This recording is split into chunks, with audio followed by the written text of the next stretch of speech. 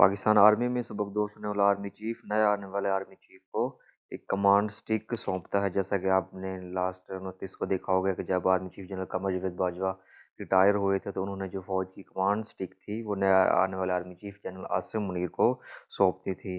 Command stick जिसको Malacca can भी कहा जाता है, ये पाकिस्तानी फ़ौज के जो 1 स्टार ऑफिसर यानी कि जो ब्रिगेडियर रैंक से ऊपर के ऑफिसर्स होते हैं, ये उनके साथ हमेशा होती है।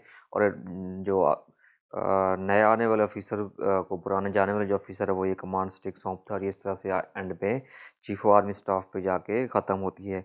कमांड स्टिक पाकिस्तान आर्मी में कोर कमांडर्स जीसीओज का लाजमी हिस्सा होता है। ये छड़ी बेसिकली सिंगापुर का एक जजीरा है मलाका, वहाँ से एक मखसूस बांस है जिसको मलाका कहा जाता है, उससे बनाई जाती है। ये वज़न में बहुत ज़्यादा हल्की लेकिन बहुत ज़्यादा मजबूत होती है। अब बेसिकली ये जो छड़ी है ये एक अलामती तौर पे ताकत की निशानी है।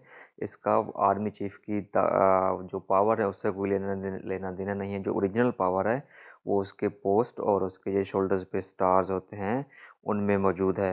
अब अगर कभी आर्मी चीफ की ये स्टिक टूट भी जाए तो उसके जो अख्तियारात हैं उन पर कोई फ़र्क नहीं पड़ता, लेकिन आज तक ऐसा कभी हुआ भी नहीं है। अब ये जो स्टिक देने का रिवाज है, जो स्टिक ट्रांसफ़र होती है या जो ये कमांड स्टिक जिसको कहते हैं जो ट्रांसफ़र होती है, इसकी जो रिवायत है ये ब्रिटिश दौर से चलती आ रही है।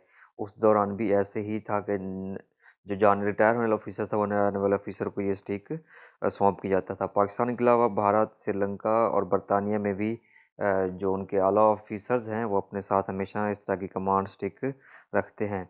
अब पाकिस्तान आर्मी में जब कुछ मखसूस मौके हैं जब ये कमांड स्टिक बहुत ज़रूरी होती है, जैसे गार्ड ऑफ ऑनर वसूल करना है या किसी परेड का मुशाहिदा करना है या कौमी परचम की हिफाजत करनी है।